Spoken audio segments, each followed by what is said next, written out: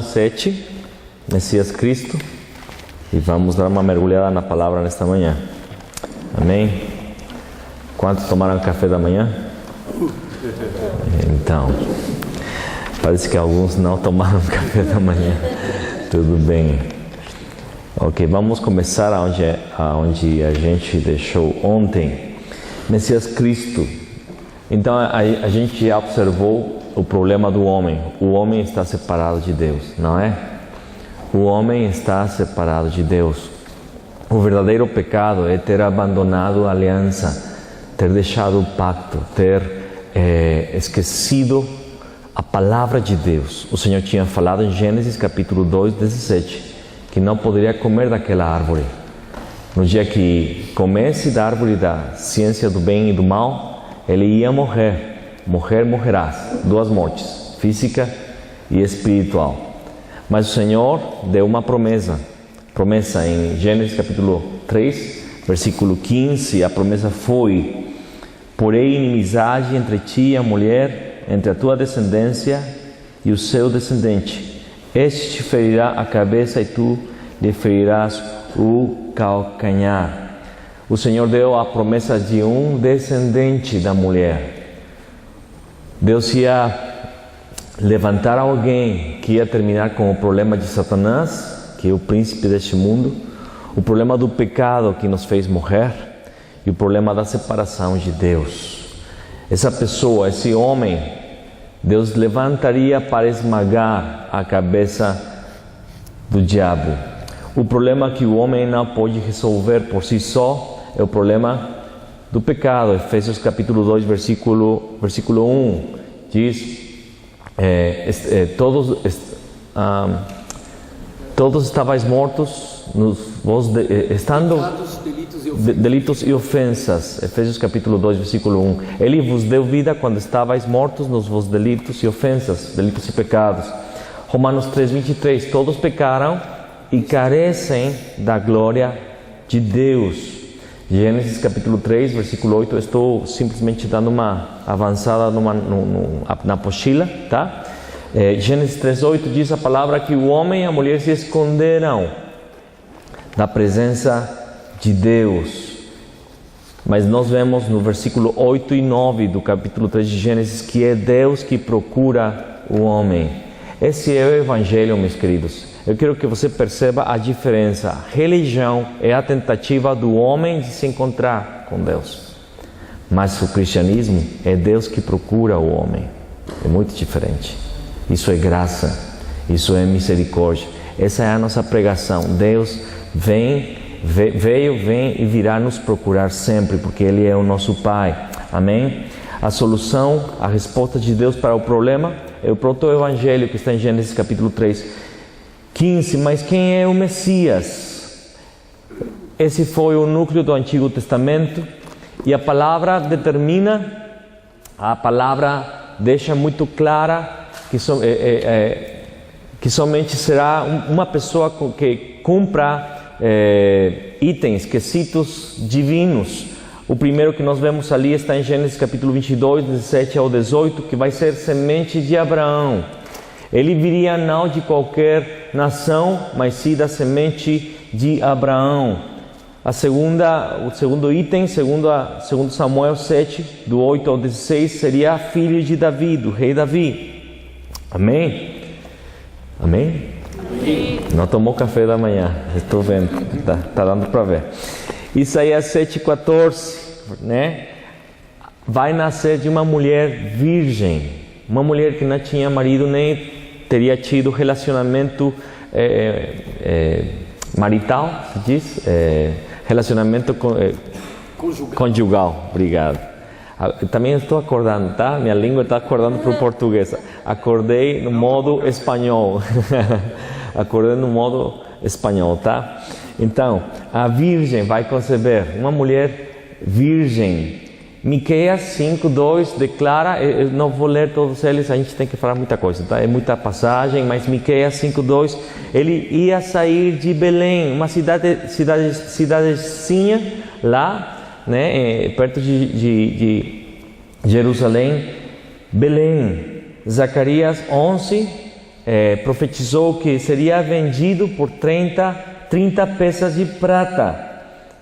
Isaías 53, do versículo 1 em diante, fala que o Messias haveria de sofrer pelos pecados da humanidade. Amém? Deuteronômio 21 declara que ele morreria num madeiro. E Salmos 16, 10 fala da ressurreição do Messias. Ele ia ressuscitar. Todas essas são umas pouquinhas das muitas profecias que foram dadas em relação ao Messias. Ele teria que cumprir cada uma delas. E qual é o centro do Novo Testamento?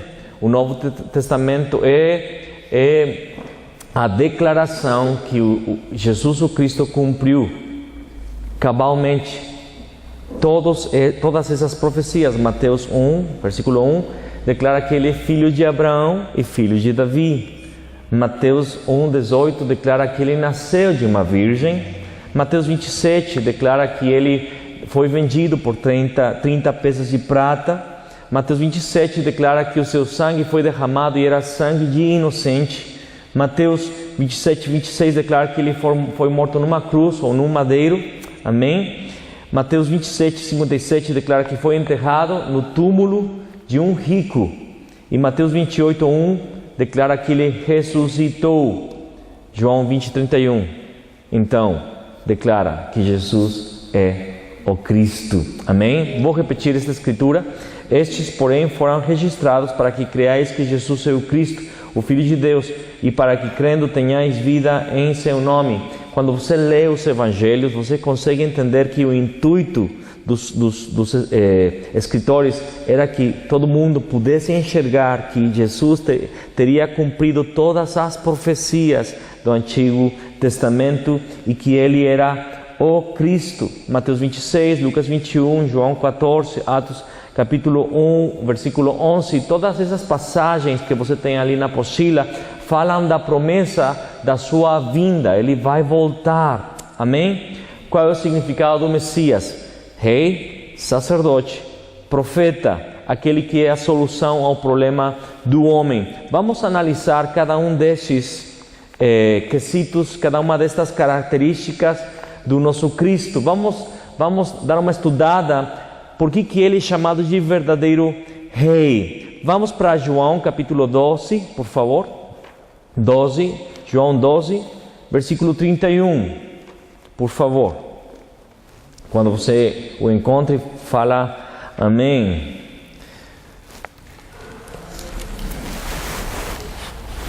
Encontrou? Ninguém falou amém? Acho que está todo mundo precisando de café. Então, acho que vamos tomar café, né? Agora eu vou falar como um garoto falou faz pouco. Liga a sua Bíblia. Eu fiquei de cara, liga a sua Bíblia. Nunca tinha escutado, mas a galera já está ligando a Bíblia, né? No celular, na tablet, né? Então, João 12, versículo 31. Chegou o momento de ser julgado este mundo, e agora o seu príncipe será expulso. Essas são palavras de Jesus. Jesus declarou que Satanás é o príncipe deste mundo. João 14, 30, por favor, vai para lá. João 14, 30. Já não falarei muito convosco, porque aí vem o príncipe do mundo, e ele nada tem em mim. Jesus falando de novo. Agora João 16, 11. João 16, 11. Do juízo, porque o príncipe deste mundo já está julgado. 16, 11. Do juízo, porque o príncipe deste mundo está julgado. Em 2 Coríntios, capítulo 4, versículo 4, diz Paulo, nos quais o Deus deste século cegou o entendimento dos incrédulos para que lhes não resplandeça a luz do Evangelho da glória de Cristo, o qual é a imagem de Deus. Paulo declara que Satanás é o Deus deste século. Ele está falando que cada geração coroa Satanás. Lucas 4, versículos 5 ao 7. E elevando-o, Satanás a Jesus, mostrou-lhe num momento todos os reinos do mundo. E disse-lhe o diabo: dar-te-ei toda esta autoridade e a glória destes reinos, porque ela me foi entregue, e eu a dou a quem eu quiser. Portanto, se prostrado me adorares, toda será tua. Satanás, o diabo, teria falado isto sem ser verdade na frente de Jesus. Agora, nós vemos que Jesus não questionou se ele estava falando verdade ou mentira. Satanás estava dizendo: eu vou te dar os reinos, porque diz a glória e a autoridade destes reinos, porque ela me foi entregue. O homem deu as chaves do reino da terra para o diabo quando ele pecou, quando ele desobedeceu. Deu as chaves da terra. A autoridade e a glória das nações foram entregues para Satanás. Por isso que Jesus fala que ele é o príncipe, repetidas vezes. Por isso Paulo diz que é o Deus deste século. O príncipe da potestade do ar, declara em Efésios capítulo 2, versículo, acho que 2 ou 3. Príncipe da potestade do ar. O espírito que agora opera nos filhos da desobediência.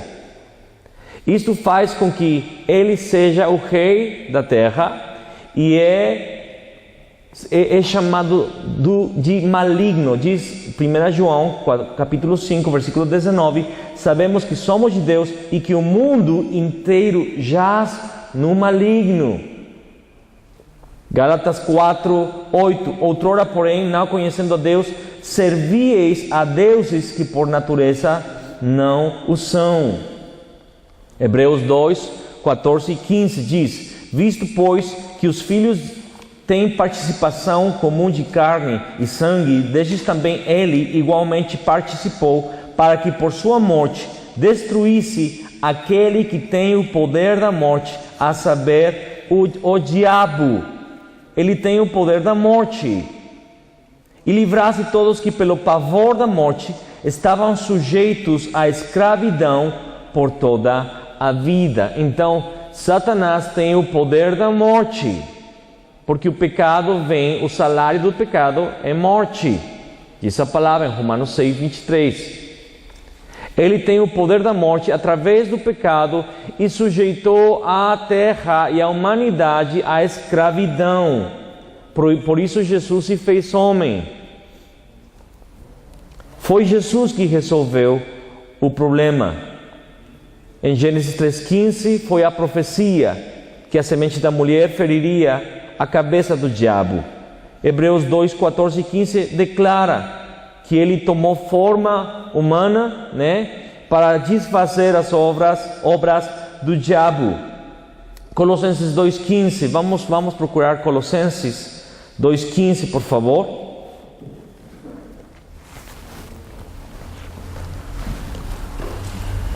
Isso é lindo. Essa é a escritura, é power.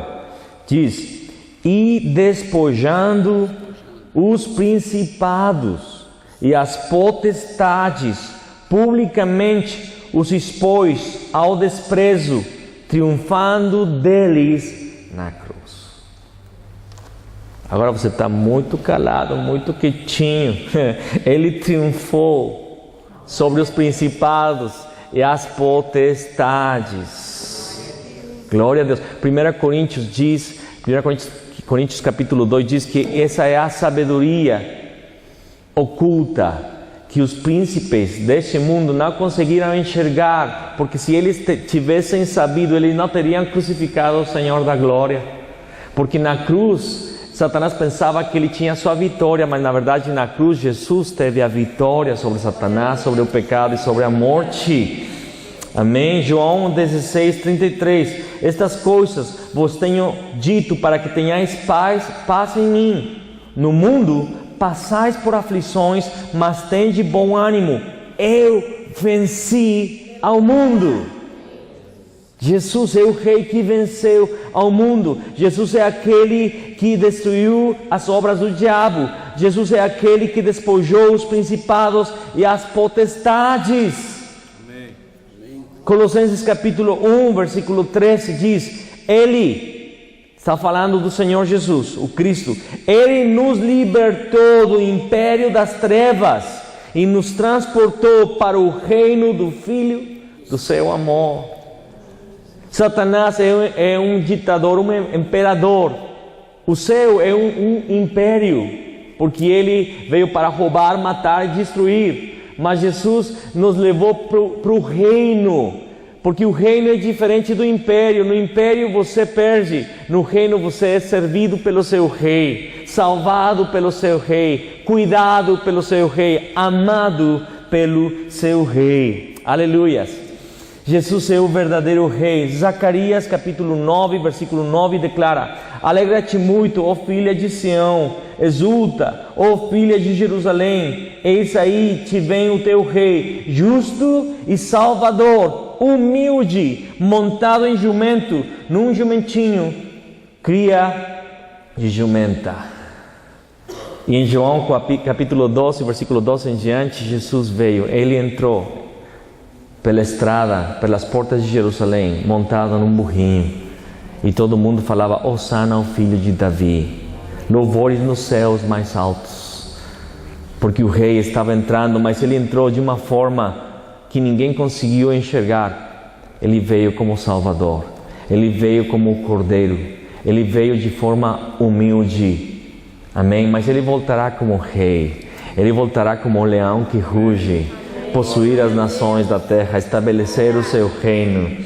Amém? Mateus 16, versículo 28. Em verdade vos digo que alguns há dos que aqui se encontram, que de maneira nenhuma passarão pela morte, até que vejam vir o Filho do Homem no seu reino. Ele vem para estabelecer o seu reino, porque Ele é o Rei. Filipenses 2:10 diz: para que ao nome de Jesus se dobre todo o joelho no céu, na terra e debaixo da terra. Somente se dobra os joelhos diante daquele que é o verdadeiro Rei. Apocalipse capítulo 1, versículo 5. E da parte de Jesus Cristo, a fiel testemunha, o primogênito dos mortos e o soberano dos reis da terra, aquele que nos ama e pelo seu sangue nos libertou dos nossos pecados. Ele é o soberano dos reis da terra. Ele é Rei dos reis e Senhor dos senhores. Me acompanha agora, vamos procurar Apocalipse capítulo 17, versículo 14, por favor. Apocalipse 17, 14.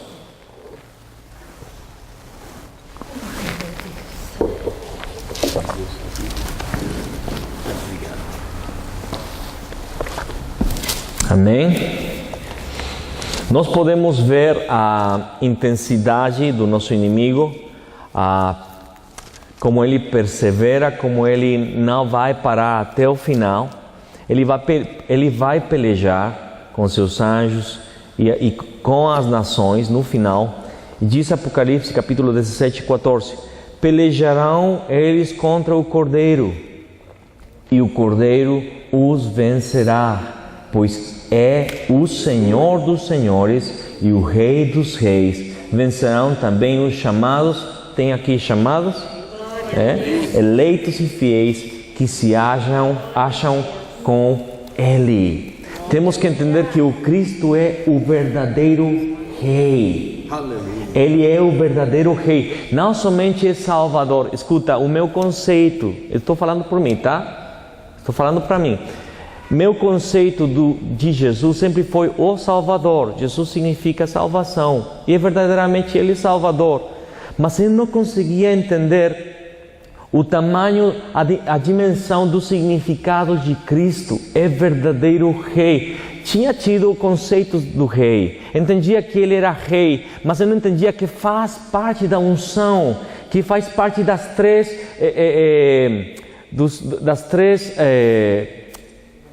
atributos, obrigado.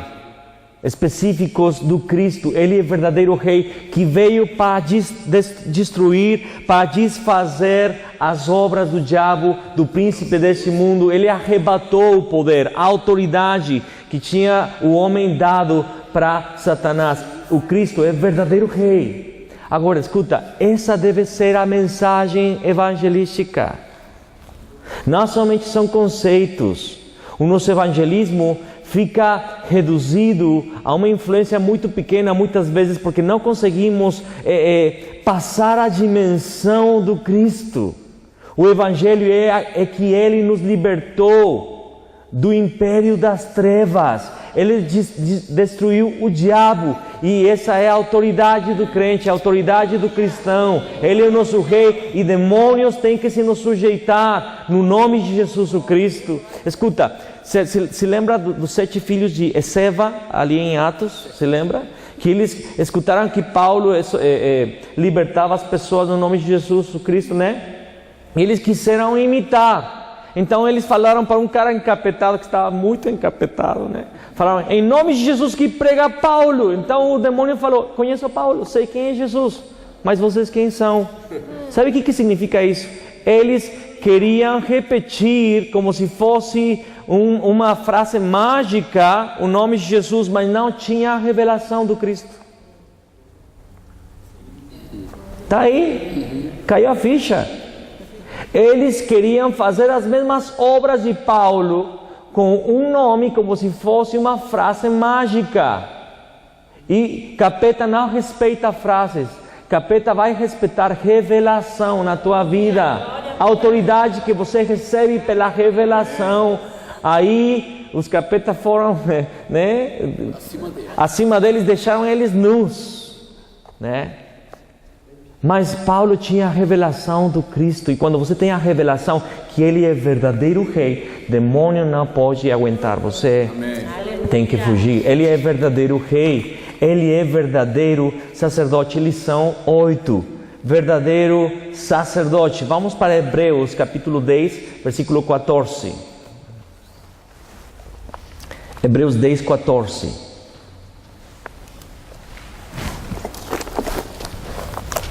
Me diz amém se você encontrou. Amém.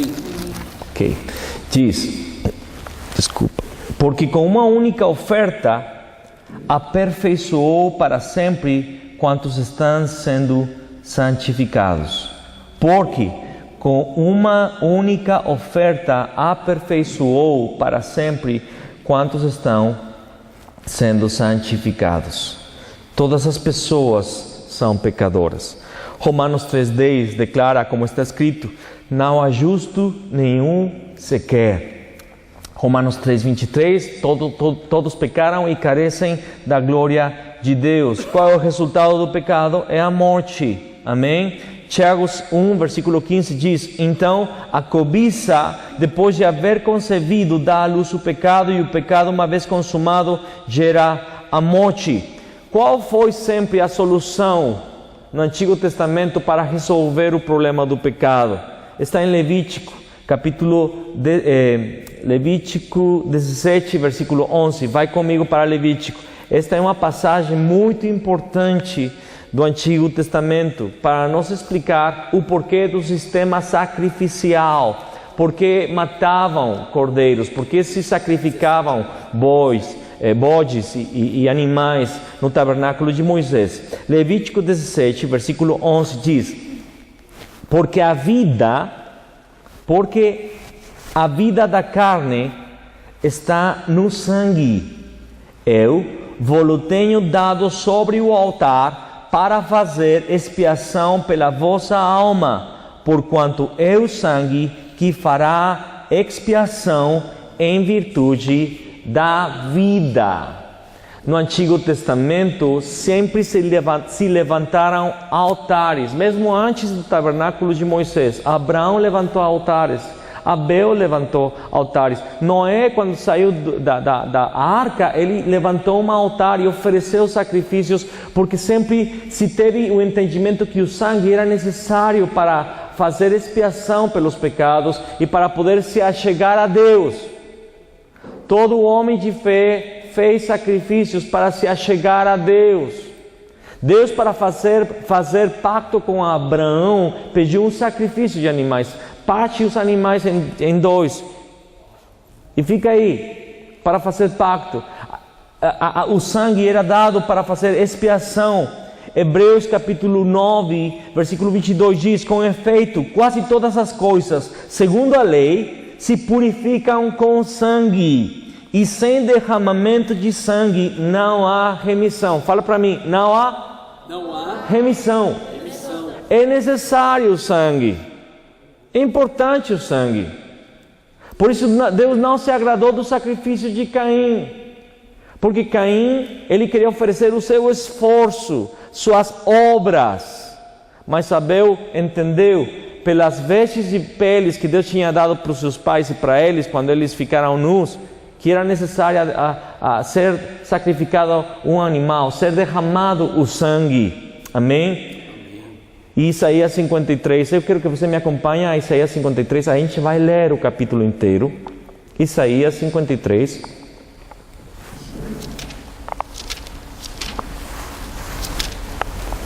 Eu vou esperar que todo mundo encontre ele. Isaías 53. Amém? À medida que vai achando, vai falando amém. Vai falando amém. Eu vou aprender essa frase. À medida que vai encontrando, fale amém. Precisa aprender as frases, né? À medida. Fica bem chique, né? Pastor da Silva é chique. À medida que você encontrar a passagem, fale amém. Amém. É isso aí. Amém. Quem creu em nossa pregação e a quem foi revelado o braço do Senhor, porque foi subindo como renovo perante Ele, e como raiz de uma terra seca, não tinha aparência, nem formosura. Olhámo-lo, mas nenhuma beleza havia que nos agradasse. Era desprezado e o mais rejeitado entre os homens, homem de dores e que sabe o que é padecer. E, como um de quem os homens escondem o rosto, era desprezado, e dele não fizemos caso. Certamente Ele tomou sobre si as nossas enfermidades, e as nossas dores levou sobre si. E nós o reputávamos por aflito, ferido de Deus e oprimido. Mas Ele foi traspassado pelas nossas transgressões e moído pelas nossas iniquidades. O castigo que nos traz a paz estava sobre Ele, e pelas suas pisaduras fomos sarados. Todos nós andávamos desgarrados como ovelhas, cada um se desviava pelo caminho, mas o Senhor fez cair sobre Ele a iniquidade de nós todos. Ele foi oprimido e humilhado, mas não abriu a boca. Como cordeiro foi levado ao matadouro, e como ovelha muda perante os seus tosqueadores, Ele não abriu a boca. Por juízo, opressor foi arrebatado, e de sua linhagem, quem dela cogitou? Porquanto foi cortado da terra dos viventes, por causa da transgressão do meu povo, foi Ele ferido. Designaram-lhe a sepultura com os perversos, mas com o rico esteve na sua morte. Posto que nunca fez injustiça, nem dolo algum se achou em sua boca, todavia ao Senhor agradou moê-lo, fazendo-o enfermar. Quando der Ele a sua alma como oferta pelo pecado, verá a sua posteridade e prolongará os seus dias, e a vontade do Senhor prosperará nas suas mãos. Ele verá o fruto do penoso trabalho da sua alma e ficará satisfeito. O meu servo, o justo, com o seu conhecimento, justificará a muitos, porque as iniquidades deles levará sobre si. Por isso, eu lhe darei muitos com a sua parte, e com os poderosos repartirá ele o despojo. Porquanto derramou a sua alma na morte, foi contado com os transgressores, contudo levou sobre si o pecado de muitos, e pelos transgressores intercedeu. Uau, esse é o meu Cristo. Gente, eu fico sem voz quando eu leio, toda vez que eu leio Isaías 53. Eu fico de cara. Ele levou os meus pecados. Ele carregou o meu fardo. Estou pregando porque Ele me libertou das trevas. Estou viajando pelo mundo porque Ele me salvou. Uau! Me resgatou. Ele é o sacerdote. A redenção de se dar a Deus sem impureza está em Hebreus capítulo 9, versículo 14. Muito mais, diz aí, o sangue de Cristo, que é Espírito eterno, assim mesmo se ofereceu sem mácula, sem mancha, a Deus, purificará a nossa consciência de obras mortas para servirmos ao Deus vivo. Ele é eterno sumo sacerdote. Como em outro lugar também diz, tu és sacerdote para sempre, segundo a ordem de Melquisedeque. Hebreus 9, versículo 11. Quando porém veio Cristo como sumo sacerdote dos bens já realizados, mediante o maior e mais perfeito tabernáculo, não feito por mãos, quer dizer, não desta criação. Por que diz sacerdote segundo a ordem de Melquisedeque? Quem é Melquisedeque?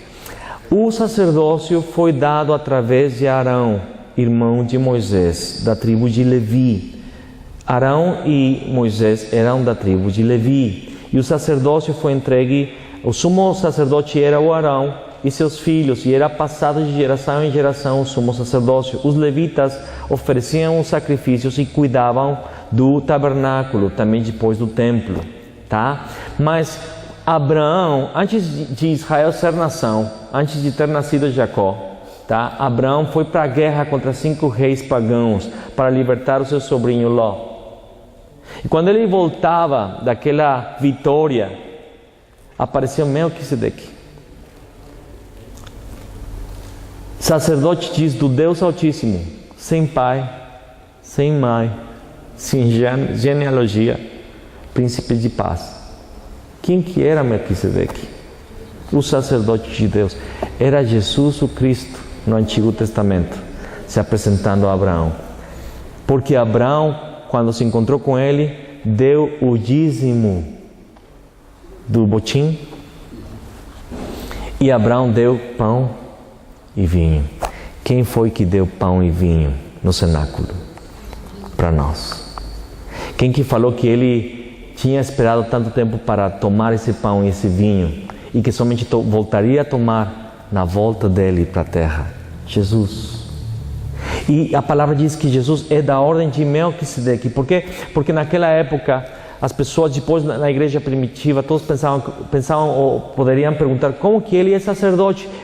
Jesus nasceu da tribo de Judá, filho de Davi. De Judá nunca se levantou um sacerdote.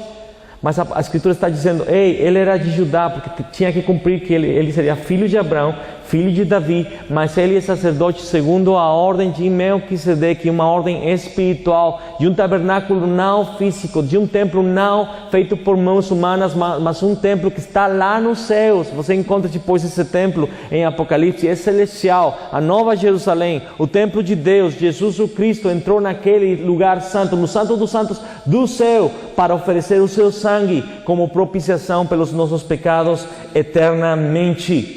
Hebreus capítulo 9, versículo 12.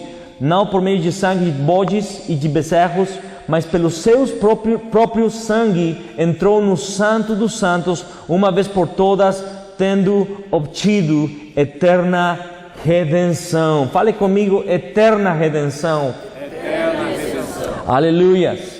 E o capítulo 10, versículo 12. Jesus, porém, tendo oferecido para sempre um único sacrifício pelos pecados, assentou-se à destra de Deus. Porque com uma única oferta, Hebreus 10, versículo 14, aperfeiçoou para sempre quantos estão sendo santificados. Amém? Jesus é o nosso verdadeiro sacerdote. Vamos ler somente umas quantas escrituras mais. 2 Coríntios capítulo 5, versículo 21 declara: aquele que não conheceu o pecado, ele o fez pecado por nós, para que nele fôssemos feitos justiça de Deus. Aleluia. Quando Jesus foi para o Jordão ser batizado pelo profeta João, esse batismo era para os pecadores, porque a palavra diz que chegavam no Jordão e faziam confissão pública dos seus pecados no Jordão. Então João despejava água neles, e aquele lugar era simbólico, simbolizava que aquele lugar era um grande lixão, onde as pessoas iam lá confessar os seus pecados, iam ser lavados dos seus pecados. Nisto apareceu Jesus. E João, que era seu primo, 6 meses mais velho, e conhecia Jesus, que era um homem justo, falou: ei, este batismo não é para você. Mas Jesus falou: é necessário que se cumpra toda justiça. Sabe o que significa? Por que Jesus se batizou? Ele assumiu os nossos pecados desde o batismo. E por isso os céus se abriram. Porque o Rei da Glória, que não tinha mancha, que não tinha pecado, assumiu os pecados da humanidade. E por isso Ele derramou seu Espírito e falou: esse é o meu Filho amado, em quem me comprazo. Você está entendendo? 1 João capítulo 2, versículo 1 e 2 diz: filhinhos meus, estas coisas vos escrevo para que não pequeis. Se todavia alguém pecar, temos advogado junto ao Pai. Alguém fale aleluia. Aleluia. Ainda, temos advogado junto ao Pai, Jesus Cristo, o justo. E Ele é a propiciação pelos nossos pecados, e não somente pelos nossos próprios, mas ainda pelos do mundo inteiro. Gálatas capítulo 3, versículo 13. Cristo nos resgatou da maldição da lei, fazendo-se Ele próprio maldição em nosso lugar, porque está escrito: maldito todo aquele que for pendurado em madeiro. Me acompanha em Hebreus capítulo 6, versículo 20. Eu quero ler junto com você.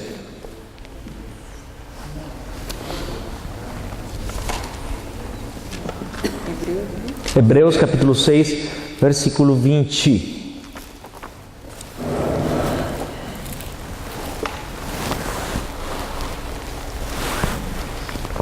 Eu vou fazer aqui uma coisa que faz o pastor Arnold de Cuba. Eu fiquei admirado quando ele falava uma coisa assim preciosa, uma revelação. Ele começava a bater no chão com seu pé e falava: ai, ai, ai, ai, ai, você não está entendendo, Só que ele tem sangue de Cuba, eu não tenho sangue cubano, Não consigo fazer direito. Mexicano. É mexicano. Eu vou falar arriba, arriba, arriba. Órale. Então, Hebreus, eu falei Hebreus 6, Versículo 20 diz: onde Jesus, como precursor, sabe o que significa a palavra precursor? Abrir um curso, abrir uma vereda, desmatar o mato, Bandeirante. Ser uma pessoa bandeirante, uma pessoa que vai aonde ninguém pode ir, abrindo o caminho. Onde Jesus, como precursor, entrou por nós, tendo se tornado sumo sacerdote para sempre, segundo a ordem de Melquisedeque. Sumo sacerdote para sempre. O sacerdote vivia, escuta isto, vivia para expiar pelos pecados do povo. Todos os dias se oferecia um cordeiro pela manhã, sem defeito, de um ano, e à tarde outro, junto com um incenso do altar de ouro lá no Santíssimo, Ao mesmo tempo, no altar de bronze e no altar de ouro se ofereciam 2 sacrifícios, um de incenso e outro de um cordeiro, e tinha 2 fumaças que se elevavam, pela manhã e pela tarde, significando isto adoração, expiação, perdão dos pecados diários, amém? Mas tinha um dia específico, especial, o dia de expiação. Uma vez por ano, o sumo sacerdote se purificava dos seus pecados, se preparava e entrava no Santo dos Santos com o sangue do cordeiro. Mas era bem interessante que, se lembra da orla das vestes do sacerdote, tinha uma campainha e uma romã, E quando o sacerdote caminhava, se escutava clinguim, clinguim, clinguim, o som, né, das campainhas. E tinha amarrado no tornozelo do sacerdote uma corda. E ele entrava com muito temor no Santíssimo. Ele entrava por embaixo do véu. Aquele lugar se enchia de uma fumaça do incenso. O Santíssimo, o Santo dos Santos se enchia de uma fumaça para o sacerdote não mirar de forma de cara a Arca da Aliança, né? E ele entrava e jorrava, derramava o sangue sobre o propiciatório, a prancha de ouro, o trono da misericórdia, no meio dos querubins. Mas se ele tinha pecado, ele morria. Então a galera lá fora, ao não escutar o som, sabia, tinha pecado, já era, foi-se. E começavam a puxar ele. Tu imagina a cena, todo mundo lá, porque Israel inteiro ficava ao redor, em volta do tabernáculo, em volta do templo. Tu imagina a cena de um cara morto, sendo arrastado, puxado, morto. Porque a presença de Deus, escuta, a presença de Deus é santa. Deus é santo. Aleluia. Muito santo. E nós nunca podíamos, nem os sacerdotes consagrados, às vezes eles não conseguiam permanecer diante dele. Mas a palavra diz que ele, como precursor, você está entendendo? Entrou por nós. Aleluia. Tendo se tornado sumo sacerdote para sempre, segundo a ordem de Melquisedeque. Quando ele entrou no Santo dos Santos no céu, ele fala para a gente, ninguém tem que entrar, ninguém tem que ter mais temor. Eu já entrei e fico como advogado diante do Pai. Aleluia. Aleluia. Jesus é verdadeiro sacerdote. Entende a dimensão da palavra Cristo, do nome Cristo, do ofício Cristo. Verdadeiro rei, verdadeiro sacerdote. Vamos para o verdadeiro profeta. Verdadeiro profeta. João 14,6. Vamos procurar João 14,6. Bom, não procura, você conhece. Respondeu-lhes Jesus: eu sou o caminho, a verdade e a vida. Ninguém vem ao Pai senão por mim. Mas fale como paranaense: eu sou o caminho, a verdade. Jesus disse: eu sou o caminho, a verdade e a vida. Ninguém vem ao Pai senão por mim. O homem estava separado de Deus, Gênesis capítulo 3, né? Gênesis capítulo 3, 6, a mulher viu o fruto e a árvore, pegou, catou, comeu, morreu. O homem foi expulsado, Gênesis 3, 24. O único problema do homem é que está separado de Deus. Vamos para 1 Samuel capítulo... Bom, deixa eu ler para vocês rapidinho. 1 Samuel capítulo 12, versículo 9 diz: porém, esqueceram-se do Senhor seu Deus. A humanidade tem se esquecido de Deus. Salmos 9, 17 diz: os perversos serão lançados no inferno, e todas as nações que se esquecem de Deus. Quem vai ser lançado no inferno? Todos aqueles que se esquecem de Deus. Salmos 50, versículo 22. Considerai, pois, nisto, vós que vos esqueceis de Deus, para que não vos despedace sem haver quem vos livre.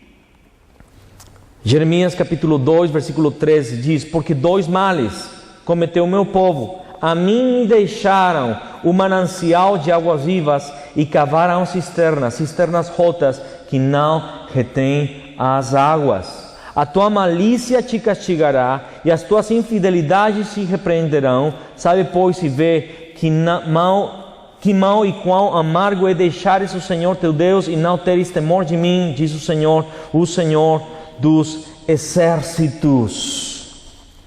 Jesus foi quem abriu o caminho para se encontrar com Deus. Os profetas, Deus tinha deixado o sumo sacerdote. Deus tinha deixado os levitas e os sacerdotes. A palavra diz: do sacerdote sairá a lei. Amém? O sacerdote era o encarregado de ensinar a lei para o povo.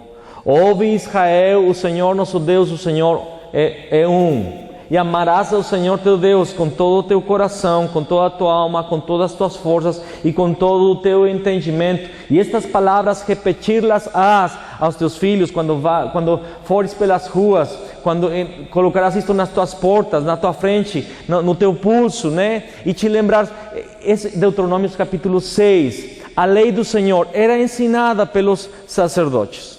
O Senhor tinha deixado um rei para cuidar do povo. Mas quando você lê o registro do livro de Samuel, dos livros dos reis e do livro das crônicas, teve reis que começaram a se desviar.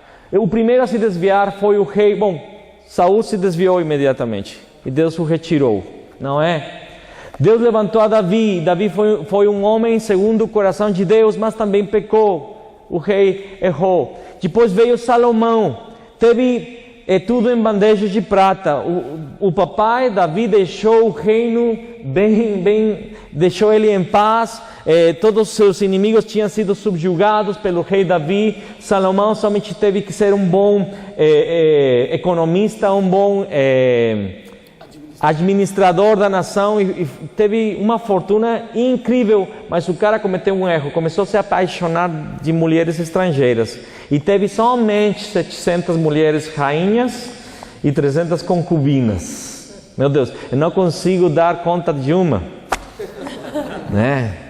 E ele teve 1000 mulheres e elas desviaram o coração do rei. Quando o coração do rei era desviado, o Senhor falou para Moisés: quando vocês tenham um rei, o rei tem que conservar o rolo da lei, uma réplica do rolo da lei no palácio, e o rei vai ter que ler a lei todos os dias da sua vida. Era uma ordenança para os reis, ler a lei, ler a aliança, o pacto de Deus todos os dias para ser um bom rei, mas os reis não começaram a se desviar da lei. Então o sacerdote tinha que exortar o rei e dizer para o rei: rei, você está se desviando da aliança.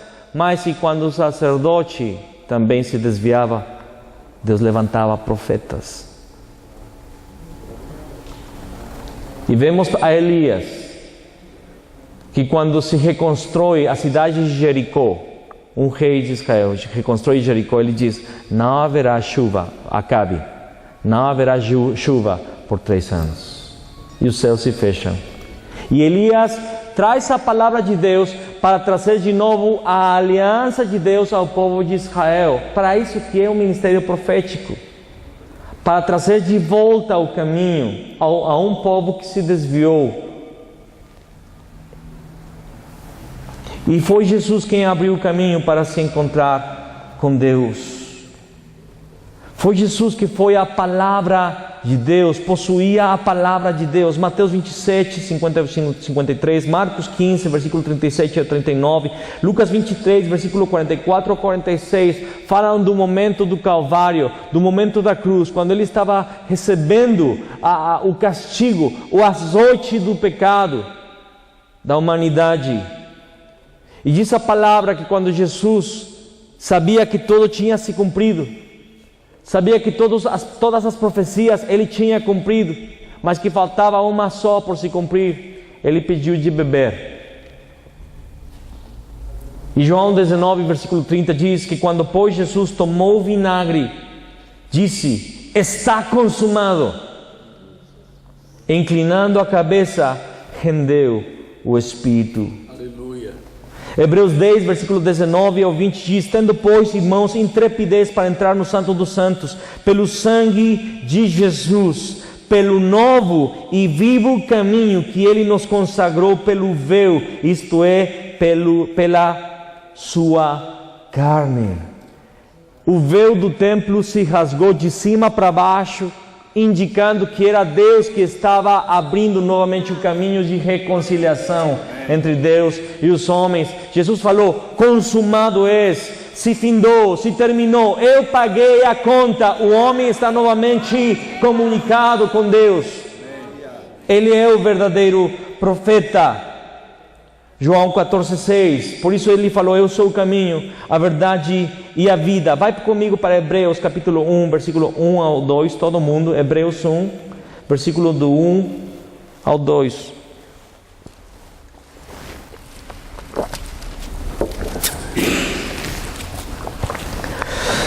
Havendo Deus outrora falado muitas vezes e de muitas maneiras aos pais, pelos profetas, nestes últimos dias nos falou pelo Filho, a quem constituiu herdeiro de todas as coisas, pelo qual também fez o universo.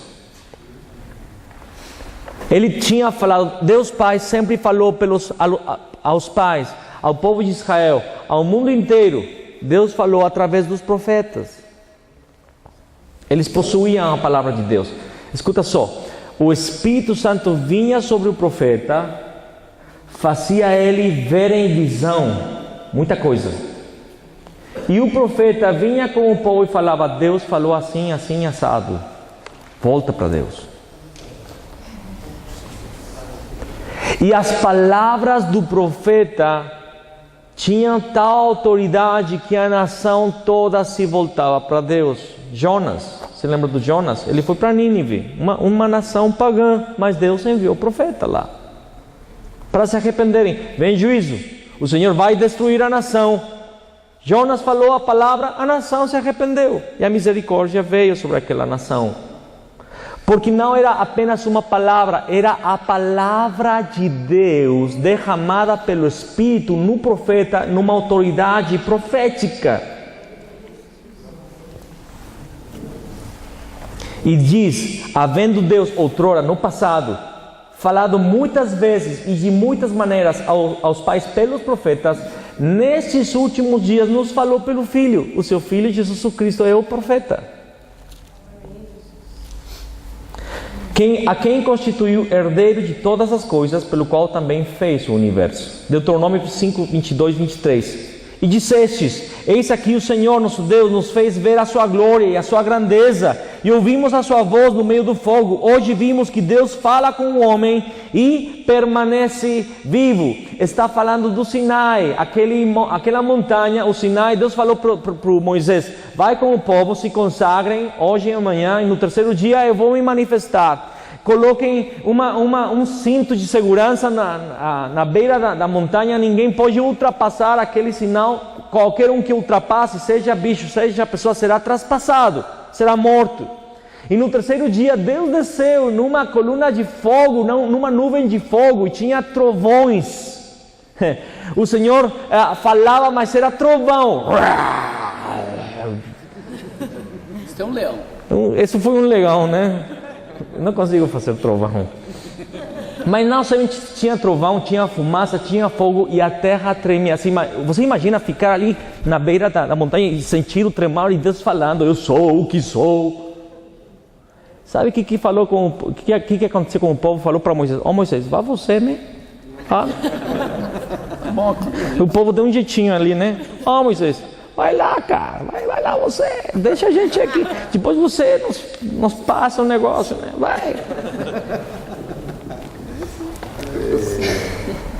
Por isso que se chama de Moisés o profeta, porque ele foi o primeiro cara que a nação viu falar com aquele Deus todo-poderoso e voltar vivo. E Deus deu a lei. O que é a lei? O pacto, a palavra de Deus. Lembre-se, pacto, palavra, aliança é a mesma coisa. Promessa, palavra, pacto. Deus deu a lei, as promessas, porque a lei não somente é mandamento, é promessa também. Deus deu através de Moisés, ele era o profeta. Mas olha o que Moisés falou e profetizou em Deuteronômio capítulo 18, versículo 15. O Senhor teu Deus, são palavras de Moisés, o Senhor teu Deus te suscitará um profeta do meio de ti, de teus irmãos, semelhante a mim, a ele ouvirás. Não estava falando do Elias, não estava falando de João Batista, não estava falando de nenhum dos profetas, ele estava falando do profeta, o Cristo, o ungido. Atos 3, 22 ao 23, na pregação de Pedro, ele declara no meio da pregação, disse na verdade Moisés, o Senhor Deus vos suscitará dentre vossos irmãos um profeta semelhante a mim, A ele ouvireis em tudo quanto vos disser. Acontecerá que toda alma que não ouvir a esse profeta será exterminada do meio do povo. Lucas 7:16 declara: todos ficaram possuídos de temor e glorificavam a Deus, dizendo: grande profeta se levantou entre nós. E Deus visitou o seu povo. Amém. Grande profeta. A samaritana falou para Jesus: acho que você é profeta, né? Vejo que tu és profeta. Declarou a vida, deixou ela assim desnuda, né? Falou tudo que ninguém sabia.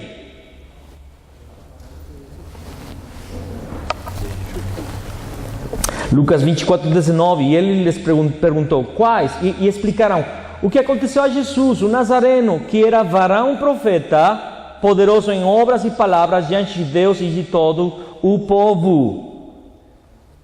João 15:15 declara: já não vos chamo servos, porque o servo não sabe o que faz o seu senhor, mas tenho-vos chamado amigos, porque tudo quanto ouvi de meu Pai vos tenho dado a conhecer.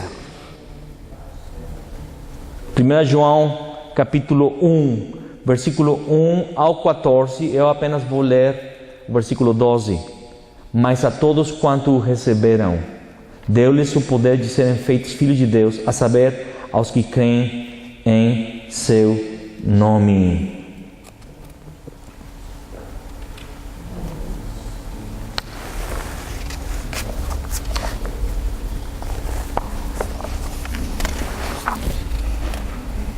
Amém. Eu quero falar uma coisa mais aqui. Em João capítulo 6, Jesus começou a falar de uma parada meio estranha para a galera lá.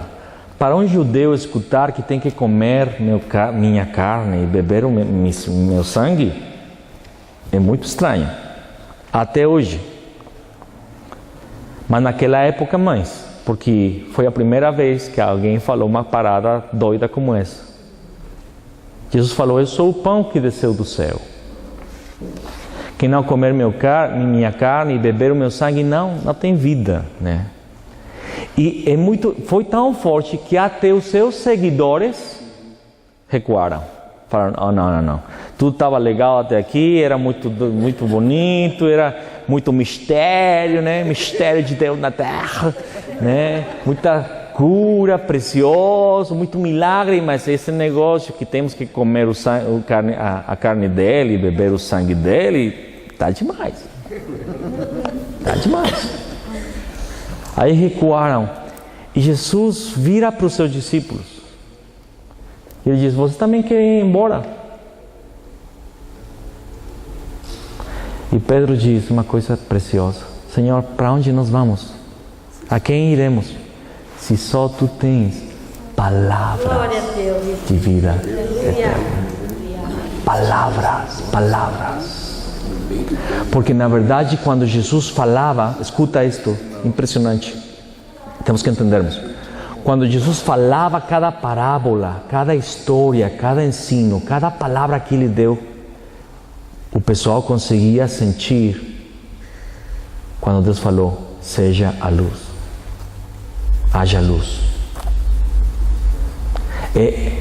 As palavras de Jesus eram as palavras criadoras, eram as palavras do grande eu sou.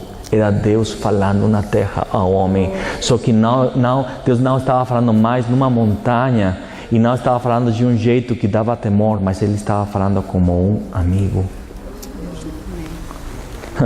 Ele falou em João 14, né? Eu vou, vocês sabem para onde vou, vocês conhecem o caminho. Senhor, não conhecemos nenhum caminho, nem sabemos aonde tu vas, nem sabemos o que tu está falando, né? Senhor, nos mostra o caminho. É para o Pai, mas Senhor, nos mostra o Pai. Tanto tempo que eu estou convosco e não conhecem o Pai. Quem tem visto a mim, viu o Pai. Porque Jesus é o Pai. O Pai é Jesus, o Espírito Santo é Jesus, o Espírito Santo é Deus. Quem viu a mim, viu o Pai. Quem ouve as minhas palavras, ouve ao Pai. O Pai está falando por meio do seu profeta palavras de vida. Uma coisa mais, João capítulo 1, versículo 1 diz que no princípio era o verbo, ou a palavra, o verbo. E a palavra, ou o verbo estava com Deus e o verbo era Deus. O que significa isto? Que Jesus não, os profetas tinham a palavra de Deus, recebiam a palavra de Deus, mas Jesus não somente recebia, como Ele era a palavra. Amém. O profeta, verdadeiro rei. 1 João 3:8. Quem pratica o pecado é do diabo, porque ele peca desde o princípio. Para isto apareceu o Filho do Homem, para desfazer as obras do diabo. Verdadeiro rei, verdadeiro sacerdote. Ele entrou no Santo dos Santos e ofereceu sangue uma vez e para sempre. Amém? Ele é o verdadeiro profeta. Jesus disse, João 14:6, eu sou o caminho, a verdade e a vida. Ninguém vem ao Pai se não é através de mim. Amém? Vamos tomar um descansinho, tá? Feche os teus olhos, curva sua cabeça.